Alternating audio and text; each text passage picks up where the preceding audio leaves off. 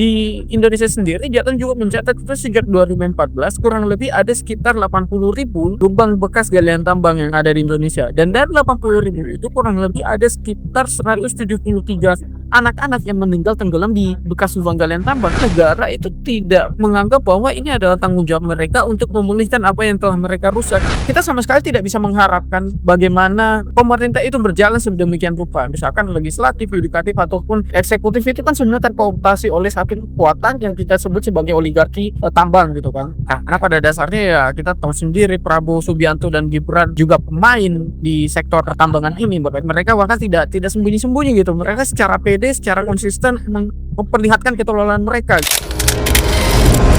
Hai Sobat Iklim, selamat datang di channel podcast Lapor Iklim, channel untuk kita semua.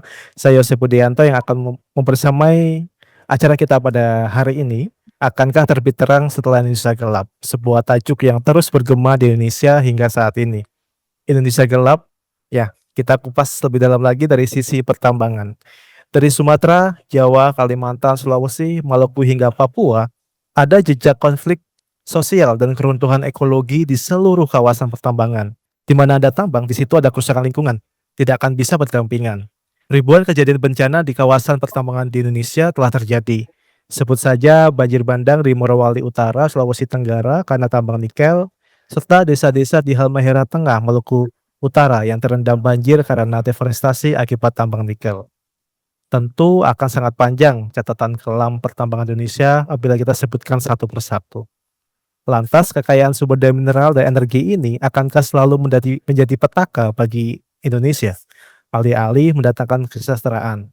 Nah, untuk membahas lebih dalam tentang petaka tambang di Indonesia, saat ini kita bersama Al-Farhad Kasban atau yang akrab dipanggil Mas Farhad dari Jaringan Advokasi Tambang atau Jatam. Halo Mas Farhad, kabarnya gimana Mas? Kabarnya Sore, baik? alhamdulillah sehat. Oke, sehat. Terima kasih ya Mas. Hari ini kita akan membahas lebih dalam tentang pertambangan di Indonesia. Banyak sekali agenda-agenda pemerintah yang ternyata lebih pro ke tambang, ketimbang tentang lingkungan dan keselamatan masyarakatnya gitu. Nah, melihat puluhan tahun pengelolaan tambang di Indonesia, Mas Farhad, sebenarnya yang muncul malah kebaikan konflik dan kerusakan ekosistem ya? Itu alasannya kenapa sih Mas? Kalau boleh cerita Mas. Yang pertama itu adalah, apa ya, ini adalah persoalan tata kelola ya, persoalan tata kelola pertambangan yang ada di Indonesia itu cenderung, apa namanya, menyingkirkan kepentingan-kepentingan masyarakat lokal gitu, warga yang ada di kapal. Misalkan kita cek dari data yang diolah Jatam misalnya dari Kementerian SDM itu menemukan bahwa, per Juni 2024 lalu itu jumlah izin usaha pertambangan yang ada di Indonesia itu kurang lebih sekitar 7.993, izin. Nah, dari 7.993 izin itu di dalamnya adalah, atau paling sedikitnya itu menggunakan kurang lebih sekitar 10.400.000 hektar gitu. Jadi ada, izinnya kurang lebih yang sekitar 8 ribuan, 7.900-an ini yang mana dari 7.900 ini menggunakan lahan yang kurang lebih sekitar 10.400.000 hektar. Nah, ini kemudian menjadi, persoalan di warga-warga yang ada di Tapak. Jadi bukan hanya, problemnya bukan hanya persoalan karena tata kelola pertambangan yang kita sebut yang sering kita sebut sebagai, sangat ugal-ugalan gitu, tetapi, yang paling penting juga adalah bagaimana, apa namanya, lahan-lahan yang ada di masyarakat ini, lahan-lahan yang ada di Indonesia itu semua dialihfungsikan kepada, industri ekstraktif itu menjadi bagian daripada industri ekstraktif itu sendiri gitu. Itu yang sebetulnya Nah, ya menjadi Mas. masalah. Nah, jadi, kalau misalkan dari catatan Jatam sendiri kan itu paling tidak ada beberapa poin yang sebetulnya yang bisa kita telusuri kenapa misalnya, kecenderungan pertambangan, usaha pertambangan yang ada di Indonesia itu pasti dan, seringkali memunculkan konflik, seringkali memunculkan, pertentangan yang ada di masyarakat. Kenapa? Karena, pertambangan itu kan bagian dalam konteks industri ekstraktif itu. Nah, poin-poin yang kali dilahirkan daripada, apa ya, yang terjadi ketika pertambangan itu masif ataupun sudah dalam proses, eksploitasi misalnya, itu yang pertama adalah pemiskinan. Kalau misalkan narasi yang seriuskan kesejahteraan misalnya, mengerek tetapi justru masyarakat-masyarakat atau ini, apa ya, termiskinkan secara masif gitu. Termiskinkan secara masif tanpa adanya, apa namanya, kepedulian daripada negara. Negara menganggap bahwa warga-warga yang memang menjadi, atau tinggal di wilayah pertambangan itu mereka tidak anggap sebagai sebuah, entitas yang harus dilindungi gitu. Itu yang kemudian menjadi masalah karena di dalam kemiskinan itu terjadi perampasan, alih fungsi lahan, perubahan produksi dan pola konsumsi warga yang tadinya mereka itu terjamin misalkan, terjamin oleh adanya sungai, tetapi ketika pertambangan itu masuk, akhirnya sumber air mereka dirampas oleh, perusahaan, sumber air mereka dirampas oleh adanya pertambangan dan warga akhirnya mengeluarkan biaya yang begitu besar lagi untuk membeli air yang sebelumnya mereka dapatkan secara gratis gitu. Itu yang terjadi. Yang kedua adalah soal, kekerasan, kriminalisasi, dan kematian. Di Indonesia sendiri misalkan Jatam sendiri mencatat sejak 2014 lalu, itu kurang lebih jumlah kasus kriminalisasi yang dilakukan oleh negara terhadap rakyat 400 orang. Beberapa waktu yang lalu, tadi pagi update-nya, itu ada sekitar 22 orang warga Sulawesi Barat di, Kabupaten Karosa, Kabupaten Mamuju Tengah, itu dikriminalisasi karena menolak pertambangan pasir yang masuk ke dalam badan sungai. Dikarenakan apa? Karena mereka menganggap bahwa sungai yang ada di sana itu yang akan ditambang itu merupakan sumber penghidupan mereka, sumber kehidupan mereka, yang kebanyakan mereka berprofesi sebagai nelayan, nelayan tangkap, nelayan budidaya, dan itu banyak sekali. Belum lagi soal, apa namanya, kekerasan. Kita tahu bagaimana pendekatan represif aparat yang terjadi di Indonesia khususnya di sektor tambang. Aparat-aparat keamanan, apa namanya, melindungi gitu kan, melindungi perusahaan-perusahaan tambang. Seperti misalkan tadi beberapa jam yang lalu, Jatam dengan, Sef Sangihe Island misalnya, itu melakukan rapat dengar pendapat ringan dengan, dengan Komisi 3 DPR RI misalkan. Dan, kita menyampaikan bahwa ada keterlibatan aparat penegak hukum yang melindungi notabene-nya itu ilegal karena, izin lingkungan, izin, usaha pertambangan itu sudah ditentukan dan dicabut oleh Mahkamah Mahkamah Agung gitu pada sidang. Mulai kematian misalkan. Di Indonesia sendiri Jateng juga mencatat itu sejak 2014 kurang lebih ada sekitar 80.000 lubang bekas galian tambang yang ada di Indonesia, dan dari 80.000 itu kurang lebih ada sekitar 173 anak-anak yang meninggal tenggelam di bekas lubang galian tambang. Ini hanya dalam konteks, meninggal di lubang bekas galian tambang yang tidak direklamasi dan dibiarkan menganga. Belum lagi kalau misalkan konflik-konflik yang terjadi di masyarakat, kita tahu saling kancil seperti apa. Dia dibunuh karena menolak pertambangan dan macam-macam. Nah, itu yang kemudian, apa namanya, yang sering terjadi di Indonesia, bagaimana praktik motor pertambangan itu kenapa kita katakan bahwa, hampir tidak ada harapan yang besar yang bisa kita, tautkan kepada, operasi pertambangan atau usaha pertambangan itu sendiri untuk mensejahterakan, kehidupan, warga negara gitu. Sebuah situasi yang tidak mengenakan dan ironi gitu ya, bahwa Betul. sebenarnya pemerintah lebih berpihak pada perusahaan tambang dibandingkan keselamatan Ya, masyarakatnya sendiri gitu. Nah, melihat itu eee, sebenarnya proses pertambangan kita sendiri ya, dari hulu sampai hilir gitu, Mas Farouk melihat bahwa itu memang apakah untuk siapa sih sebenarnya gitu?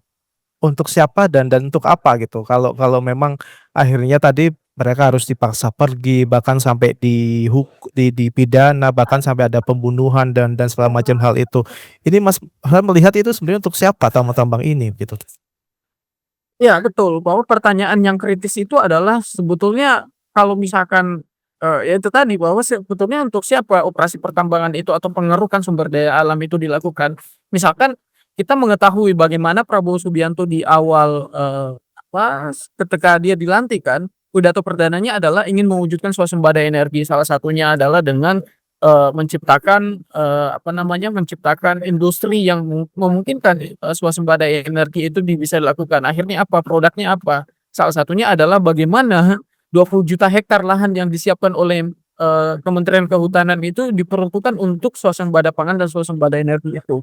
Nah, itu yang satu. Yang kedua adalah tentu kalau misalkan kita bicara soal siapa yang akan diuntungkan, tentunya adalah pengusaha. Karena konteksnya seperti tadi yang saya katakan bahwa ini ada konteks ketika kita bicara soal swasembada energi, di Indonesia sendiri misalkan kita kan hampir setiap tahun itu mengalami surplus listrik gitu kan.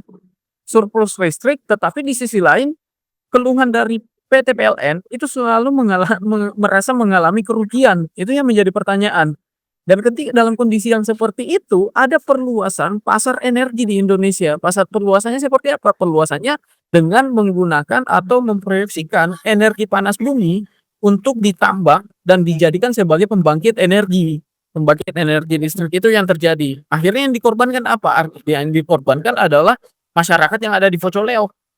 Misalkan sekitar seminggu yang lalu masyarakat Pocoleo itu melakukan demonstrasi di Manggarai, di kantor Bupati Manggarai itu, dan mereka menuntut bahwa untuk agar Bupati Heri Nabik itu segera mencabut surat keputusan tentang penetapan lokasi wilayah panas bumi yang ada di Pocoleo, yaitu adalah pengembangan daripada PLTP Ulumbu.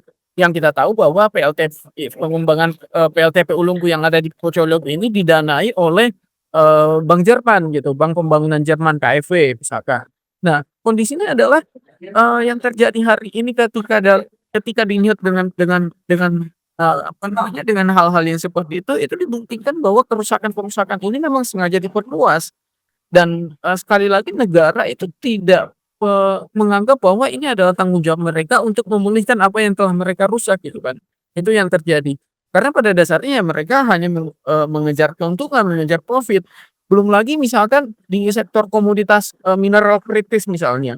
Di masa Jokowi misalkan yang kemudian dilanjutkan kemudian di masanya Prabowo Subianto, itu kan kita sering mendengar tuh pemerintah menarasikan, mengkampanyekan tentang hilirisasi nikel, hilirisasi dan segala macam. Nah, di masa Prabowo ini hilirisasi itu bukan hanya komoditas nikel, tetapi hilirisasi itu dikembangkan ke dalam 28 mineral, termasuk di dalamnya adalah batu bara dan gas. Nah, batu bara apa? Batu bara akan diubah menjadi gas, blue hydrogen, blue amonia, terus ada apa? Coalbed metan misalkan, coal slurry atau batu bara cair itu yang kemudian akan dihilirisasi. Dan ini kemudian tidak sejalan dengan apa namanya? Dengan keputusan tentang kesepakatan kita tentang Paris Agreement. Bagaimana komitmen Indonesia misalnya bahwa Indonesia ini sepakat bahwa untuk membatasi kenaikan emisi sebesar 1,5 derajat Celcius itu misalkan. Tetapi di sisi lain dengan adanya proyek hilirisasi batu bara ini akan memungkinkan batu bara itu untuk tetap dikeruk gitu, tetap dibongkar, tetap tetap dihancurkan kampung-kampung itu. Padahal meskipun sebelumnya kita sudah melihat bagaimana kawasan-kawasan industri smelter dan pertambangan nikel ini yang menggunakan batu bara untuk suplai energi mereka itu juga terus dilakukan. Dan hilirisasi ini bukan hanya nikel tetapi timah, tembaga, boksit, besi, logam tanah jarang dan macam-macam. Intinya ada 28 komoditas mineral yang akan dihilirisasi gitu. Itu yang menjadi problem di Indonesia sekarang. Iya, berarti itu hilirisasi itu hanya omong-omong Mas ya, dalam konteks target kita, oke lah kita lagi punya target 2030, menurunkan emisi sekian juta ton gitu ya. Bahkan kita sudah mencanangkan waktu itu 2060 kalau tidak salah bahwa kita akan mencapai net zero. Dengan segala agenda pemerintah saat ini mungkin mungkin 1 dekade yang lalu juga udah dimulai ya, atau bahkan sebelum waktu kita merdeka pun juga udah mulai bahwa sebenarnya industri ekstraktif kita itu apakah stagnan atau makin buruk gitu loh Mas, mungkin gimana Mas Farhad melihat ini? Apakah dari presiden ke presiden ini makin buruk atau malah ya udah kayak stagnan aja gitu? Sehingga tuh ada pengaruh juga dalam kancah global ya, kita punya komitmen terkait emisi karbon dan segala agenda terkait lingkungan itu sendiri gitu Mas. Nah, yang pertama yang harus kita ketahui memang betul bahwa yang menjadi problem di Indonesia hari ini adalah itu tadi sebetulnya ya salah satunya adalah untuk siapa ini akan siapa yang akan diuntungkan dan bagaimana respon pemerintah. Misalkan kita lihat contoh yang paling konkret aja di, soal komitmen kita terkait dengan Paris Agreement atau keputusan internasional, keputusan bersama terkait dengan bagaimana agar kita mencegah atau memelihara, lingkungan itu menjadi lebih baik lagi. Yang kita hadapi hari ini adalah justru yang terjadi di Indonesia itu penambahan misalnya penambahan pembangkit energi listrik yang bertenaga batu bara itu mengalami peningkatan yang sangat signifikan. Kalau misalkan konteksnya kan seperti ini, kewajiban-kewajiban tiap-tiap negara yang telah meratifikasi, perjanjian Paris Agreement itu kan paling tidak dia mempensiunkan PLTU batubara gitu kan. Tetapi yang hari ini yang terjadi di Indonesia hari ini sama sekali belum ada PLTU yang dipensiunkan. Yang mempensiunkan yang justru mempensiunkan PLTU, batubara hari ini justru kebanyakan adalah negara-negara seperti Tiongkok, seperti India, dan macam-macam. Tetapi konteksnya adalah bukan berarti mereka konsisten atau komitmen terhadap, perubahan, terhadap, menjaga kualitas iklim itu. Yang terjadi adalah negaranya diubah menjadi lebih, menjadi lebih hijau misalkan, lebih, harmonis, tetapi di sisi lain kerusakan itu, daya rusak itu dipindahkan ke negara-negara yang menjadi tujuan investasi mereka, itu yang terjadi tuh. Nah, ada begitu banyak sebetulnya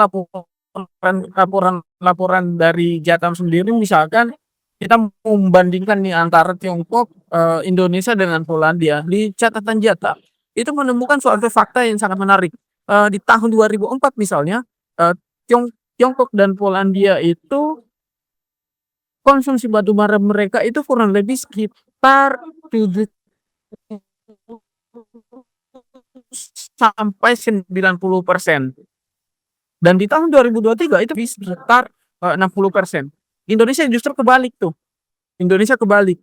Indonesia yang sebelumnya konsumsi batu baranya adalah 30%, di tahun 2004, kemudian di tahun 2023 konsumsi batu bara kita itu mengalami peningkatan sebesar 20%. Jadi 2023 itu konsumsi batu bara kita kurang lebih sekitar 61,83% gitu. Itu yang terjadi di Indonesia dan itu kemudian akan diperpanjang lagi. Kenapa misalkan saya katakan ini akan diperpanjang? Karena 2024 ini target operasi produksi batu bara kita itu mengalami peningkatan yang sangat signifikan. Di 2024 kemarin saja, target operasi produksi batu bara kita itu kurang lebih sekitar 922 juta metrik ton. Dan itu kemudian akan ditambah lagi di tahun 2025 ini. Jadi tidak ada yang diusahakan, tidak ada yang sebetulnya yang bisa kita pegang daripada pemerintah, komitmen pemerintah terkait dengan perlindungan lingkungan, hidup itu sendiri gitu. Iya, ini memang situasinya makin gelap katanya Mas. Aku tadi mencerna apa yang Mas Fal sampaikan bahwa memang situasi kita tidak makin baik saat ini gitu dan pemerintah hanya omong-omong saja gitu ya. Nah, lantas Mas mungkin bisa diberikan satu gambaran sebenarnya apa sih, apakah ada sebuah aturan atau kebijakan payung hukum yang sebenarnya bisa kita pakai gitu atau mungkin ada agenda lain yang mungkin bisa kita lakukan Mas, dalam artian kita ingin mengusahakan ya, semoga ke depan tuh ada perbaikan gitu dalam konteks pengelolaan tambang di Indonesia gitu. Yang pertama saya mungkin harus disclaimer dulu bahwa yang kita, sepakati bersama misalkan, yang kita percaya yakini hari ini adalah tidak ada good mining practice, tidak ada praktik pertambangan yang baik gitu kan. Semuanya pasti merusak, semuanya pasti membisikkan, menggunakan alat-alat kekuasaan, mengutak-atik dan bahkan melakukan terjadi pencemaran lingkungan gitu. Itu yang terjadi dan, kebanyakan terjadi di Indonesia. Yang kedua adalah ketika kita misalkan mengharapkan satu aturan negara yang tegas misalnya, yang tegas bicara tentang bagaimana pengelolaan, pertambangan yang ada di Indonesia itu hingga saat ini belum ada. Mungkin kita bisa berharap terhadap, Undang-Undang Pokok Agraria misalkan tahun 1960, tetapi di dalamnya juga itu adalah, tidak sepenuhnya dijalankan. Karena yang dijalankan hari ini adalah mereka fokus pada Undang-Undang Cipta Kerja dan juga, seperti undang-undang yang baru baru disahkan ini adalah perubahan dari perubahan keempat daripada undang-undang minerba, yang mana semua basisnya daripada kedua aturan kebijakan ini adalah menjadikan ekonomi di sektor industri ekstraktif sebagai panglima pembangunan yang ada di Indonesia itu sendiri. Itu yang menjadi soal tuh. Karena pada dasarnya kalau misalkan kita membaca bagaimana revisi Undang-Undang Minerba yang terbaru misalkan yang keempat, itu ada perluasan aktor, perburuan rantai tambang dan energi. Yang sebelumnya adalah kampus misalkan tidak boleh menerima keagamaan, itu tidak boleh menerima, pertambangan, hingga operasi UMKM itu tidak boleh menerima pertambangan. Di masa pasca itu direvisi, itu semuanya diperkenankan dan diperbolehkan untuk diterima, gitu kan. Kita tahu Senat Majelis, MPWA UI yang kemarin meloloskan disertasi Bahlil gitu kan, yang harusnya dibatalkan, yang harusnya dia di DO, tetapi atas rekomendasi atas lobi-lobi pertambangan ini, akhirnya Bahlil cuman dihukum perbaikan disertasi. Jadi, ya kita bisa lihat sendiri bagaimana bagaimana lobi-lobi yang, terjadi di sektor pertambangan ini. Itu satu. Yang kedua, di misalkan Undang-Undang Cipta Kerja, Undang-Undang Cipta Kerja pun sama. Undang-Undang Cipta Kerja juga sama, kenapa? Karena dia menjadi undang-undang yang permisif terhadap, apa namanya, terhadap, eee, kepentingan industri ekstraktif gitu. Nah, kenapa seperti itu? Misalkan di undang-undang sebelumnya di Cipta Kerja ataupun di Minerba itu kan ditentukan bahwa setiap usaha pertambangan itu kan wajib AMDAL tuh. Tetapi setelah itu direvisi semua, itu semua perusahaan pertambangan itu akhirnya tidak lagi wajib AMDAL misalkan. Yang kedua adalah kalaupun misalkan ada aturan yang mengekang, yang memproteksi masuknya industri ekstraktif di sektor pertambangan, maka yang diubah itu adalah aturannya. Dan itu banyak terjadi di daerah-daerah di Indonesia, termasuk di Pulau Kecil Sangihe, di Pulau Kecil Wawoni, di Wawonii misalkan. Di Wawoni itu yang paling parah karena kenapa? Dia adalah pulau kecil yang notabene tidak bisa ditambang berdasarkan aturan hukum, dari Kementerian Kelautan dan ataupun Undang-Undang Perikanan, pesisir dan pulau-pulau kecil itu. Tetapi yang diubah itu adalah bagaimana Harita Group ini, anak usaha dari Harita Group ini, Bumi Punawe Mining dan, Gema Kreasi Perdana ini mencoba untuk mengintervensi, lembaga legislatif yang ada di Wawoni itu untuk memasukkan kawasan pertambangan di Pulau Kecil Wawoni ini. Dan itu kemudian digugat oleh warga dan akhirnya warga memenangkan gugatan itu gitu. Nah, jadi banyak banyak kejadian-kejadian seperti itu kayak, utak-atik, aturan hukumnya diutak-atik, dipermainkan hanya untuk mengakomodir kepentingan-kepentingan di sektor bisnis tambang ini gitu. Iya iya. Berarti memang banyak banyak sekali intrik-intrik ya yang dilakukan oleh perusahaan maupun, dalam konteks ini, perusahaan tambang ya, Mas. Nah, Mas Farhad mungkin sekaligus kita menutup Ya, episode kita kali ini, eee, kita ya. sebagai masyarakat harus ngapain, Mas? Kita perlukah selalu ramai di jagat sosial atau, demo-demo itu perlu nggak kita lakukan? Dalam artian, kan kita sudah nggak punya harapan ya kayaknya ya, dari pemerintah dan perusahaan juga mereka Betul. sudah sebetulnya bodo amat ya dengan masyarakat kita dan lingkungan kita gitu. Oke Mas, silakan Mas. Nah, yang paling memungkinkan sebetulnya adalah tetap, eee apa namanya, memperkuat, barisan yang ada di warga, khususnya yang ada di tapak tapak. Karena yang ini adalah bagaimana memulihkan apa yang pernah dirusak oleh, industri ekstraktif. Pemulihan itu bukan hanya dari sistem ekonomi, tetapi ingatan masyarakat juga pun harus dipulihkan dari yang tadinya ada kebiasaan-kebiasaan yang sebetulnya itu menjadi tradisi daripada masyarakat yang dihilangkan, itu yang harus dipulihkan sih. Jadi bukan hanya konsep, ekonominya saja, tetapi dari ingatan, dari pengetahuan, dari kebiasaan itu juga harus dilakukan untuk bagaimana agar memperkuat gerakan-gerakan yang ada di tapak itu sih masyarakat, lingkar tambang yang terdampak daripada aktivitas itu. Yang kedua adalah, memang betul bahwa, eee, kita sama sekali tidak bisa mengharapkan bagaimana, pemerintah itu berjalan sedemikian rupa. Misalkan legislatif, yudikatif, ataupun, eksekutif itu kan sebenarnya terkooptasi oleh satu kekuatan yang kita sebut sebagai oligarki, tambang gitu kan. Karena pada dasarnya ya kita tahu sendiri Prabowo Subianto dan Gibran, juga pemain di sektor pertambangan ini, bahkan mereka bahkan tidak tidak tidak sembunyi-sembunyi gitu. Mereka secara pede, secara konsisten memperlihatkan keterlolan mereka gitu kan. Khususnya yang bicara tentang, pertambangan sini dengan katakanlah dengan mengatakan misalnya sebelumnya bahwa ya sawit itu adalah, hutan karena ada pohonnya, karena hijau gitu kan. Nah ini menurutku hal-hal yang, aneh gitu. Iya, Nah iya. yang ingin saya sampaikan adalah yaitu tadi, bagaimana kita harus tetap konsisten memperkuat perlawanan yang ada di, akar rumput itu. Karena pada dasarnya harapan kita satu-satunya untuk bagaimana mewujudkan Indonesia ini semakin sadar, ya adalah di masyarakat tapak itu. Kita tidak bisa berharap banyak dari apa yang dilakukan oleh teman-teman organisasi katakanlah yang ada di Jakarta.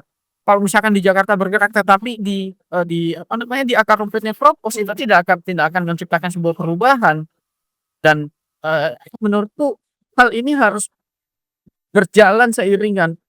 Masyarakat yang ada di Tapak itu melakukan pengorganisiran secara masif, yang di Jakarta kan melakukan kampanye-kampanye yang efektif, yang itu adalah tujuannya buat bagaimana mengganggu kekuasaan agar kekuasaan ini tidak eee, bersikap semena-mena dan zalim kepada, warga negara gitu. Iya, merapatkan, masyarakat, barisan masyarakat di daerah, Mas, ya, di Tapak itu jadi salah satu kunci utamanya tadi Mas Farhad sampaikan ya, bahwa itu penting untuk dilakukan di setiap titik-titik, pertambangan di Indonesia ya, kita harus menguatkan barisan masyarakat di sana. Oke, Mas Farhad, terima kasih Iya banyak iya. buat sharing-nya, buat informasi yang sangat berharga buat kita semua, dan semoga kita bisa ketemu dan di lain kesempatan ya, Mas, ya. Terima kasih banyak, Mas Farhad. Oke, jangan lupa teman-teman Sobat Iklim, jangan lupa untuk subscribe, like, dan komen channel kita yang akan selalu hadir membahas tentang isu-isu yang relevan dengan lingkungan dan perubahan iklim dalam konteks kebijakan publik dan hak asasi manusia. Saya Sepudianto undur diri, kita ketemu lagi di episode selanjutnya. Sampai jumpa.